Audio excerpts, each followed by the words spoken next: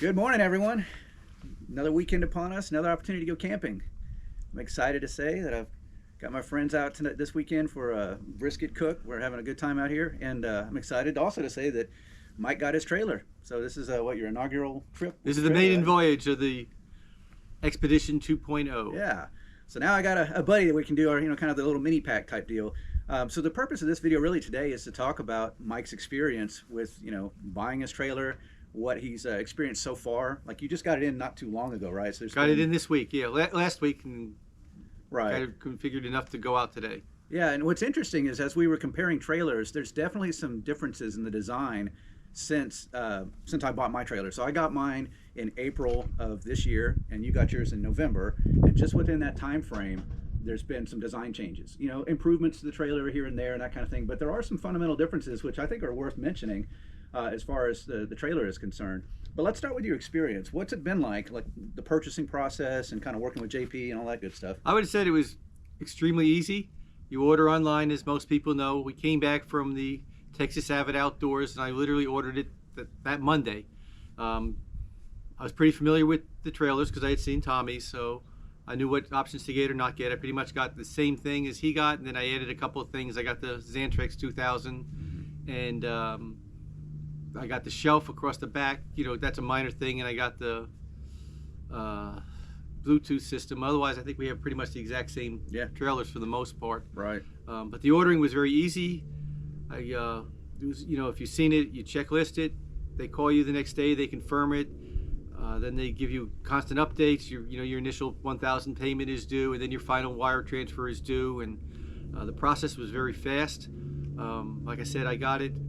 I ordered it in October, and JP, I had it delivered to JP Martin down at Base Camp Provisions.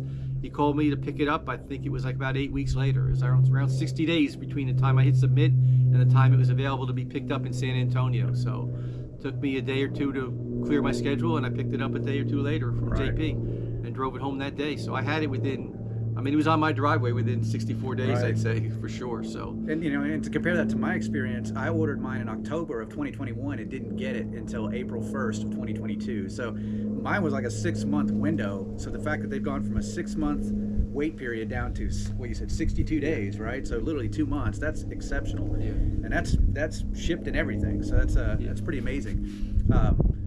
So yeah, I mean, it sounds like your experience has been really good. Yeah, the thing I'd add is all the ship dates and projection dates they gave me when I ordered were actually correct.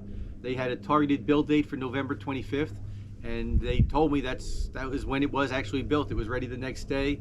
Then they have to white wrap it and QC it and get it shipped out. You get it a week or two later. But all the entire process was pretty much exactly that. I was really surprised when I saw the November 25th date. I was like, wow, I may have this by the end of the year. Right. And it turns out I had it the first week of December. So really good. Early Christmas present, right? Yep. So I know there's we've been kind of inspecting the differences between my trailer and your trailer. I know there's some design changes, and if we let's talk through kind of some of the differences, because you mentioned there's some upgrades that you did to your trailer that are different than mine, but beyond that, the actual design changes that Off-Grid has made just in the last few months has come to fruition on your trailer. And I think some of them are interesting, but some of them are actually well deserved. They've been needed for a while. Let's start with from the front back. So when we think about just the 7-pin cable, you want to talk about that and kind of how that's different? Right. So the 7-pin now appears to be much longer length. You don't need an extender. They give you an extra 2 or 3 feet on the 7-pin itself. So previously, I think Tommy needed an extender. Yep, we both have Toyotas, and they're kind of tucked up under there. But on mine, I had the extender and I didn't need it. I have plenty of slack on the 7-pin extender. Yeah. So that's definitely an interesting change. And if you've seen some of my previous videos, I talk about that 3-foot extender and where to get it. Sounds like that's no longer required, which is awesome. That's probably no longer required. That's a huge step up, in my opinion. It's one less thing you have to worry about having when you pick your trailer up, that kind of thing. Let's talk about the actual sink area, because there's some significant changes to the way they've designed the sink. So the sink the one physical difference you can clearly see from the sink is there's a whole bunch of rivets on the door and around the propane burners. And at first I didn't know what that was for, and that is for the propane burner rivets are for a wind blocker that you can install, and then the rivets on the door are for a towel rack, spice rack. Right. Now I I reran my configuration through the configurator, and now you can actually buy from the factory install the spice rack and the wind block, which wasn't actually available when I ordered mine in October. So I got the rivets for it, even though it wasn't orderable, and now that is an accessory you can just buy from the store, and I could put that in if I wanted. So that's the first physical difference I saw between mine and yours, was they did add that. Yeah. Yeah, when we kind of looked at your trailer when you first got it in, I remember pointing that out. I'm like, what are these rivets on the door now? That stood out to me as something completely different. So it's interesting that they're now doing the spice rack, paper towel holder, you know, because in the past we've had to buy like suction cup type deals, whatever. I think, you know, when I think about how they have it set up, I think the only challenge with that is you have to take it all down before you close the sink up. You can't close the sink with those things. The windscreen has to come down, obviously, and the gap between the door and when the sink grill is pushed up is too tight. You'd have to take the spice rack off. I haven't seen the spice rack other than the picture, but it looks like it's a quick on off, so it wouldn't be a big issue. But it is right there. Yeah. And if you are, you know, if you're doing the propane in the windy conditions, it's nice to have a wind block. Right. I think the other change that we saw on your trailer that was a little different is the way that they've started putting foam insulation on some of the inlets, right? A lot of the inlets where wire looms or hoses or whatever it might be enter the cabin, it looks like they used a spray foam, and they didn't skimp on it. It's pretty well foamed, so that will help with insulation, maybe keep critters and stuff from getting in or out, or it also would certainly help with any fraying, even if you have it gusseted and stuff. The foam really helps not move it, so you won't get a frayed wire or a frayed wire loom or something like that. Right. Yeah, I think there was the other thing that was a little bit different, and it wasn't necessarily that it was a design change, but it was just something they're now doing at the factory. Is they've hooked up your 7-pin trickle charger cable, right? So you don't have to do that step anymore. It's done at the factory. The trickle charger to the 7-pin is done. Right. So you no longer have to bust that box open to be able to. Yeah, and I verified that. I did open the box and checked, and the wire is not done. If you look at one of Tommy's old videos, he shows you how to do it, and so I knew exactly what to look for. It was already done. Right. Excellent. So let's move on to some of the challenges that you've had since your purchase, because I know there's been a couple little things here and there that were a little bit, I wouldn't say challenging, but just a little surprising in relation to, like, you know, QCing and that kind of thing. Again, I had some advantage in knowing some of Tommy's issues, and you know, the first thing I noticed when I picked it up was I had the old air vents for the AC that would allow the dust to come in. So you get the trailer, the first thing you need to do is put in a warranty claim to get the new air vents. This is, you know, December we're having this. Not a big issue for me. I'm not going to be using the AC for a few months. So I just taped them up until they come in a couple weeks, and then the air vents. But you do have to make that call. I did also notice I got the same water pick, you know, whatever that shower head, as others have had that has failed with cracks and leaks and stuff like that. I haven't turned mine on yet, but you know, you may want to put in a warranty claim for that, or be prepared and check it to see. I know a couple of people had theirs delivered cracked. So see if that works and get a warranty claim, or if you have a favorite shower head that you've seen, you know, you can just get that off Amazon and use that on your own. Exactly. Yeah, I just recently submitted my warranty claim because in my last video you saw that the shower head actually failed. They shipped me one from Amazon that was different, but the warranty person actually explained that what they would have normally sent is that OEM version, the one that's kind of rough. So it's probably one of the first things most people get replaced, either on their own or through a warranty where they get some sort of other option. And it comes down to not only just the thing cracking, but the switch being so difficult to turn on and off. So I think that's one of those things that gets replaced very quickly. So, but it's interesting to see that even with a brand new trailer, they haven't really corrected that. They're still using the old shower head, which is a little disappointing, but they probably have a surplus of them. That's why they're trying to get rid of them and only replace them when people ask for it. So then the other issue I had was I went to use my refrigerator and it didn't work at all. And I wasn't sure. There's a front-facing set power cable, so I plugged in the AC on the front, and it fridge wired right up. So it was clearly it wasn't a fridge issue, it was with the 12-volt DC. So naturally the first thing you want to check is the fuse block, make sure the fuse isn't blown. I went to check the fuse and I noticed there was a wire loom tightly wrapped across the fuse block, and I couldn't even get it open. So that kind of made a little bit of a problem there, and I couldn't do that, so I didn't want to force it or break anything, so I just figured I'd wait a second. I put in a warranty claim on that, but eventually I revisited myself later that day, and again, this came from watching one of Tommy's videos about the checking for the trickle charger. Well, I realized I had already checked that, and I said I got to go back in there look behind the fuse block where that wire loom pops out and see if there's any slack back there I can take. And sure enough, there was plenty of slack behind it. You couldn't pull the slack through from the front, but you could push it through from the back. Got plenty of slack into that. So, and there's a picture of how tight it was, but now it's fixed. Pulled the fuse. Fuse was okay. And I was like, that's a little bad. But then it's a 12-volt charger. I've had these kind of 12-volt chargers. I know they also put a fuse in the cable. So I checked the cable fuse that plugs into the receptacle, also right behind by the trickle charger. That fuse was popped. And then as I looked further and traced the cable back to the refrigerator, I noticed it was plugged in where it should be plugged in, but it had a 180-degree bend in less than like half an inch. Yeah. And you could clearly see that bend had caused the metal to rub against it. I could see the bare wire. The bare wire is what caused the short that blew the fuse. So the cable was pretty much shot. Pulled that out, put in a warranty claim. They're shipping me a new one direct from Truma. This is the Truma fridge that I have. So that would be another thing I would recommend people do is look at how that cable is connected and make sure you don't have that problem. Because if it does have that bend, it will probably eventually fray. It'll fail on you, and you'll want to fix it before then. If it hasn't frayed, you can just reroute it real quickly. If it's frayed, you just need to get a new one. But other than that, everything has been really good. I've checked it out very, very thoroughly. I've rechecked the torque nuts on the wheels like you're supposed to, and all those things were done correctly. I'm just really happy. The shelving, once you get that adjusted, this is a little prep time if you want it perfect like I did. I adjust the shelves for the types of storage containers I have. I have some front runners and some of the Sterilite latch boxes. We're talking about the shelves in the back. The shelves in the not back. The shelves in the cabinet. back. Yeah. Mm-hmm. Yeah. So I know last night was your first night sleeping in the trailer, and obviously it was a pretty chilly night. Yeah. What was your experience? Were you pleasantly surprised at how warm the cabin can be with the furnace, or? Well, I had talked to Tommy about this, and we were out last night. It was probably upper 30s, maybe. I don't know what time. So by midnight or so, and I knew about the furnace, and I was like, well, seems obvious, but preheat the cabin before you go in, and it'll be really warm. Yep. So we just preheated it, and I don't think it took 10 minutes to really kick in. I mean, that thing blows out some seriously hot air, and you just preheated it. I popped in. And the difference, in temperatures like going into your house, it was warm in there the whole night. It's a thermostat controlled, so you set the temperature and it goes on and off as it needs to maintain that heat.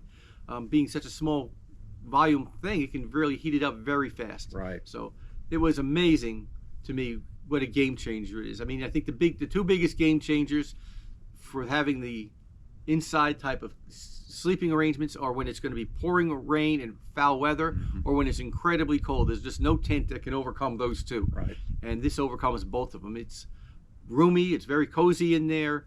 You can, if you were in a rain situation, you had to be in there for hours. You could have an iPad or TV screen and just watch some stuff. Open up your windows to look to see what's going on. It's very, very self-contained. So, what's interesting. It was amazing.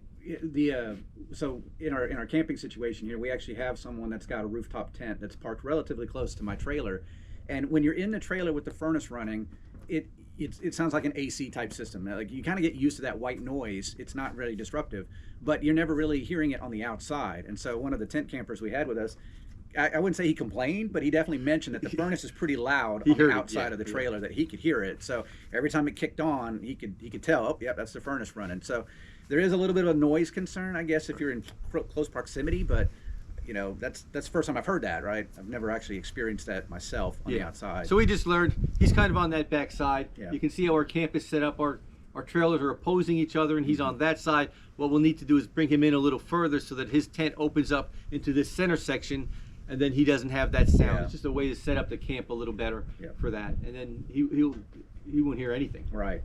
So what's next for you on the trailer? Is there any customizations? I got a lot of customizations. I put on my Roam storage up on the front. I latched that down, so that's very well secure.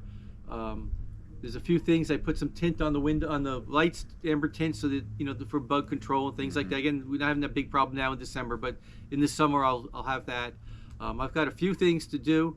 One of the things I really want to do is get 120 volts to the kitchen side, So I need to figure out a way to do that as opposed to plugging into the Xantrix on the other side or the interior. I want a 120 volt, weatherproof on the outside. They get that over. Maybe some more lighting underneath, some mood lighting or something like that. That's kind of not necessary, but it's kind of, we've done that at campsites where we've had strung lights and stuff, and it looks pretty good. So the 120 volts is probably the big one. I had a few other ideas, but we'll just see how it goes. It's more of use it and modify it as you need it. Right. I think rather than just immediately it's like people buy a Jeep and then they go to 4-wheel parts and spend another $10,000 replacing it's like Barbie doll for men. You so want to dress it up and do. I'll wait and see what I need. Right. Probably get a bike hitch. I need a hitch for a bike. I picked up an e-bike, so that'll be something I put on there. I know I've seen a couple of them. I saw one over in Expo East that worked out really good. So some of that, but really it comes ready to go. I mean, even the 220 volt, that's just the convenience item. You can, whatever you need, you can still go to. Yeah. So, and you don't need to change the lights. So some of this is, you just don't need it. It works real well, just right out of the box. Well, I think it's interesting too when we talk about experience. I've been advocating a lot on my videos about the setup time. Like, there's really very few things that are mandatory, and I think we talked about this in the last video. The solar panel is obviously something you want to deploy immediately. Beyond that, really, everything else is optional. So would you agree that the setup for when you showed up till we had our first drink was exceptionally short for timing? I mean, the setup time technically is almost zero. Yeah. I mean, and that's one of the things when you want to take this on trips and you pull into a rest area, you just go from your front seat right to the back. Into the back. You don't have to set up anything. Yep. It's all ready to go. If you're at a campsite, especially if you come in late at night at a campsite, it's kind of the same thing. You're not going to set up the solar if you're going to be out by 6 a.m. the next morning. Right. And if you don't have to do meals and stuff, but the actual setup or anything else isn't done. But then when you do want to set up for camp, I mean, the solar panels, you just unbolt them, point them at the sun, plug it in. It's like, and you're done. There's nothing to it. You chalk your wheels. It's just a few things. It's like 2 or 3 minutes for the minimum. Right. I would say of stuff, which is solar and chalking it and things like that. If you want to deploy the awnings and stuff, then that'll add a few more minutes. But that's optional, right? Optional, everything after that is, I deploy a ground tarp tent thing or a ground sheet. Right, but that probably takes longer than any other part of my journey is getting that thing unfolded. As you can see, we didn't deploy the awning. This is winter. It is a little sunny, but it's not. We're not enough to need shade. It's not enough to need shade. You don't feel like you need shade. You just need a little pair of sunglasses because it's bright. But it's not one of those situations where it's hot and you need the shade. So I probably won't deploy the awning for this trip because I just don't really need it. Excellent. Well, I'm definitely excited to see how your experience continues to evolve. I'm about 7 months into my journey with my trail. I know how much I love it. I know you're in day one and you already love it. So I think that as time passes, we'll have more conversations about this is what I've learned. This is some tips and tricks. These are things that I've done in my trailer. How do they compare to yours? And final note, what's interesting about having two of the same types of trailers, and we've talked about this off and on, is the redundancies. The same tools that work on my trailer will work on his trailer. If I show up with 31 gallons, he shows up with 31 gallons of water. We have 62 gallons between us. There's redundancies in the handles and stuff. The handles, the wrench tools. Yep. If one person loses theirs or forgets it, we have an extra. We have the extra one without any issues. Fuses and stuff like that for the all refrigerators, refrigerator cables. If you want to run on AC, you forget it. I have mine. One other thing I did want to add was, my first true trip with the trailer was driving it home 6 hours from San Antonio. Right. I was amazed at how smooth it handled. I've got an HD truck. I've been towing, cars and trucks and farm equipment, so I'm very experienced in what to expect when you trailer something. And this thing was effortless. It was just effortless. I could just feel it there. It was very stable. It wasn't bouncing around. It wasn't swaying. It was just solid performer. I stopped in a few fuel pumps to refuel. Took a walk around to check it. Everything was perfect. Really, really easy to tow. So on your trip from San Antonio and your trip out here, did anybody approach you to talk about your trailer? No. Has it become a, I've been fortunate enough that you're not getting mobbed yet. I already knew about this, so I was like, I'll go use those pumps down at the end. Just to avoid the 20-minute conversation with people walking up and talking about just to get home in trailer. time. Yeah, exactly. Well, I do appreciate sharing your experiences with us. Hopefully this has been useful to everybody out there. Like I said, as time passes and we continue to do trips together, we're going to learn together. It's one thing for me to solo camp in this thing, but when I'm camping with other people with similar trailers, you got to think about things like orientation, where you know how your trailers are going to face, and what kind of a camp setup you want. So stay tuned for future videos where Mike and I go out and enjoy our trailers at different locations. We have an action-packed 2023. Oh yeah, yep. A lot of trips planned already. We're discussing them at this end of the year one right now. What we're going to do for 23. All right, what are we going to do? So. Well, thanks everybody for joining. Hope everybody's doing great. Appreciate subscriptions, appreciate the comments. Share this video out if you think it was useful. We're growing. This channel's growing pretty strong, so I'm excited to continue to make these for everybody. Again, hope everybody's doing well. Thank you so much. Thank you.